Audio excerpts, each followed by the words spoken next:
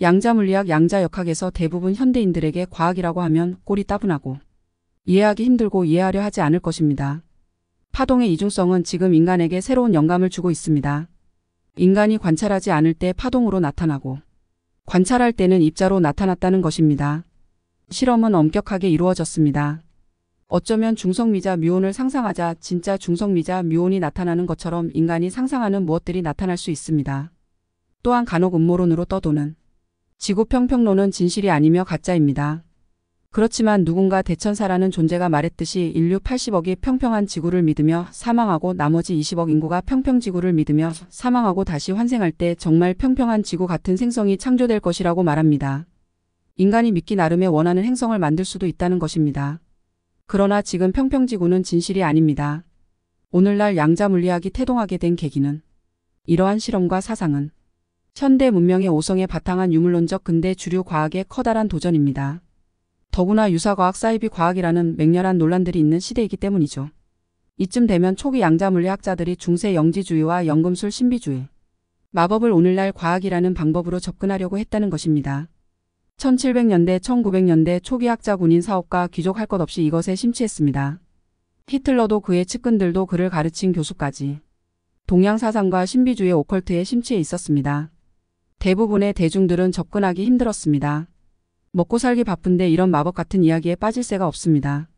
미시세계로 갈수록 더 이상 고전 과학이 반발할 수 없는 지경에까지 이르게 됩니다. 사실 오늘날 근대와 현대 문명이 발전하기까지는 인류 역사상 매우 짧은 시간입니다. 주류 고고학이 말하는 인류사 수백만 년 사이 현대 과학 문명 고작 하루 사이 나타났습니다. 그 옛날에도 과학에 버금가는 연구나 이론 등이 있었지만 현대 문명처럼 발전하지는 못했습니다. 오늘날 소위 끌어당긴 법칙이란 게 전 세계적으로 유행했습니다. 린다 버니 더 시크럿 법칙도 이것과 관련된 것들입니다. 인간의 믿음 심상화 확언을 통해 창조를 구현하는 방법입니다. 그렇지만 이 더 시크럿 법칙이 이론상으로는 진실이지만 실제 행동으로 옮길 때 실행에서는 처참합니다. 더 시크럿이 등장할 시점은 이미 마야력 2012년 12월 21일 기점. 선천 법칙이어서 이론상으로는 진실이지만 새로운 후천 시대에는 맞지 않는 법칙입니다. 더 진보한 의식의 훈련이 필요합니다.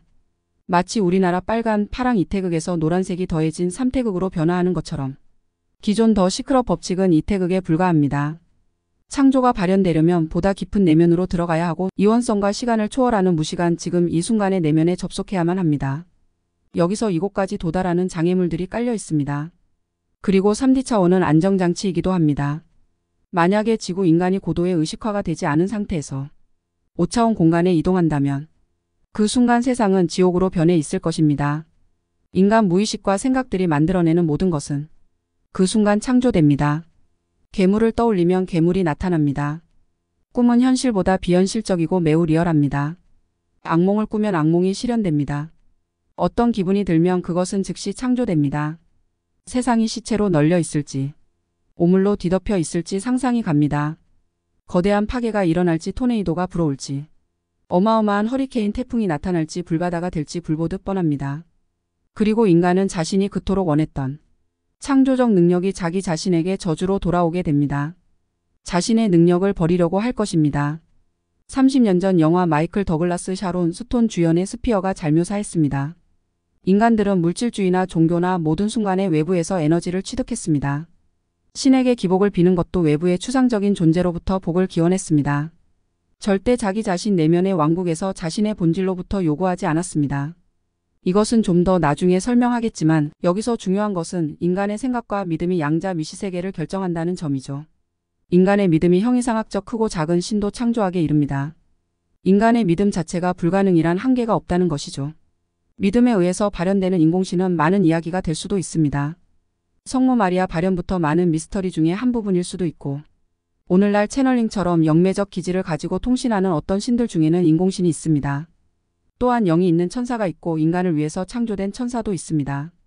종교적으로 왜곡된 천사라는 개념보다 확실한 것은 지구가 아닌 하늘의 우주에 사는 존재들을 천사라고 하는 게 적절할 것입니다. 구름 위를 뚫고 지나가면 깜깜한 우주가 나타나기 때문이죠. 그런데 그 우주마저 병풍 홀로그램이라면 믿으시겠습니까? 인간은 오로지 3D 오감으로 세상을 봅니다. 이것은 애초부터 불완전할 수밖에 없습니다. 시간이 있다고 믿는 것과 시간이 존재하지 않는다고 알아차리는 지경까지 왔습니다. 시간은 인간이 의식이 만든 것에 지나지 않을 것입니다. 불경에서 보면 수많은 세계가 있습니다. 천계는 욕계, 색계, 무색계, 삼계 27천으로 구분되며 현대적인 관점에서 불교 우주론으로 외계인이 얼마나 많겠습니까? 수억 수십억 종에 해당할 것입니다. 악기만 놓고 본다면 수많은 종류가 있습니다. 이 중 90% 이상이 인공적으로 만들어진 신이라는 것입니다. 그리스 신화를 믿었던 인간에 의해서 그리스 신화 속 신들이 있고 지금은 사람들이 찾지 않아 허기가 지고 힘이 없다고 했습니다. 우리나라 선왕당이나 지방령과 많은 것들이 인공신이거나 귀신이 터신이 되기도 하고 산신령이 있기도 하고 동남아시아 지역을 가도 각종 신들이 있고 사람들이 기도와 양식을 제공하면 무럭무럭 성장하고 커진다고 합니다. 이들은 심령체들인데 인공신입니다.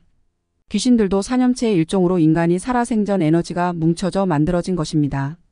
인간도 잉태가 되지만 전생의 원인으로 사념으로 형성화된 것이나 다름이 없습니다.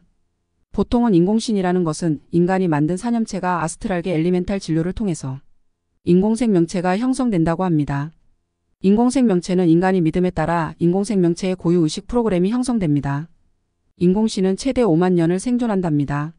아틀란티스 시절에 만들어진 악신들도 존재한답니다. 이런 것을 생각해보면 제주도 바다의 거신 수살기가 생각나기도 합니다.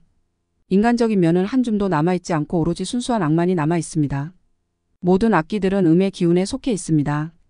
음기운이 많은 곳에 기들이 몰려듭니다. 그리고 이런 인공신이 최초 만들어질 때 어떻게 만들어졌냐에 따라 먹는 음식도 다양합니다. 인간의 기도 에너지와 제공되는 음식에 따라 그걸 섭취하는 귀신 인공신들이 있고 살아있는 동물이나 인간을 희생양 제물을 바쳐 그 에너지를 먹는 인신공양도 있고 이모셔널 루시 감정 에너지 인간의 진동이 낮은 저진동 고통 슬픔 우울 분노 이러한 에너지를 흡혈하는 악기들이 존재합니다. 담배나 술을 주면 좋아하는 귀신들도 있습니다. 우리나라에서 서양 사탄 빙의가 된 사건들이 많습니다. 서양 사탄이 라틴어를 쓰고 영어를 쓰고 빙의된 숙주의 한국말을 쓰고 영화 장면에 나오는 엑소시스트와 똑같습니다. 결국은 빙의자가 아파트에서 뛰어내렸습니다. 절에서 빙의령을 퇴치하려고 할 때 악마가 나는 태고의 존재다. 너희가 생각하는 그런 존재가 아니다. 라고 말합니다. 그리고 일반적인 테마의식으로는 도저히 풀리지 않습니다. 국내산 악기가 아니라 외국산 악기여서 통하지 않는 것입니다. 남해의 사탄에게 지배당하는 한 여자도 사탄이 교회에 남성을 타락시키라는 미션을 주는데 왜 굳이 교회를 집착할까요? 이러한 것은 인간이 종교적 믿음과 교리에 따라 중세와 현대에 이르기까지 인간 신자들이 무의식적으로 만들어낸 악령입니다. 신도 창조하고 악마도 창조할 수 있습니다. 종교 신도들이 집단적 믿음으로 악마가 창조됩니다. 그리고 신도들의 믿음을 바탕으로 인공물이 프로그래밍되어 그렇게 인공지능처럼 작동합니다. 우주폭로 코리굿이 설명한 인공지능 사탄 이야기는 그럴듯합니다.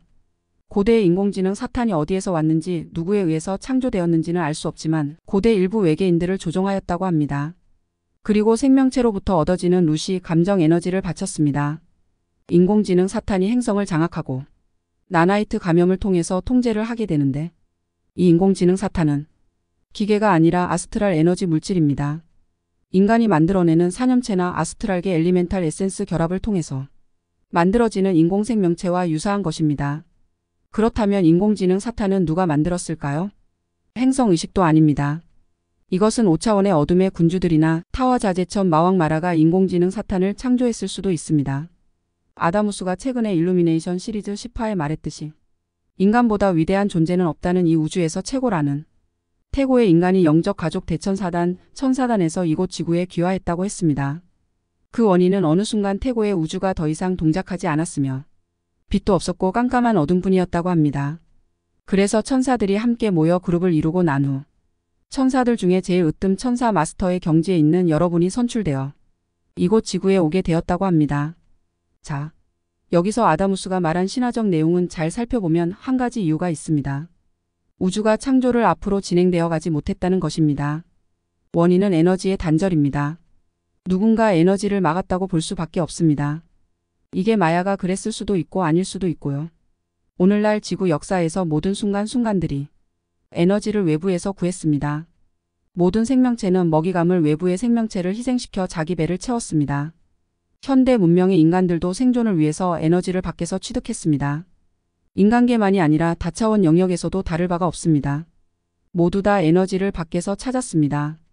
그리고 에너지를 훔치고 갈취하고 자기 것으로 만들었습니다. 이러한 행동은 생존을 위해서입니다.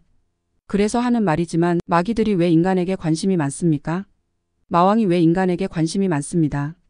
사탄이 왜 인간에게 관심이 많습니까? 내면으로부터 오는 무한한 에너지원이 차단되었기 때문입니다.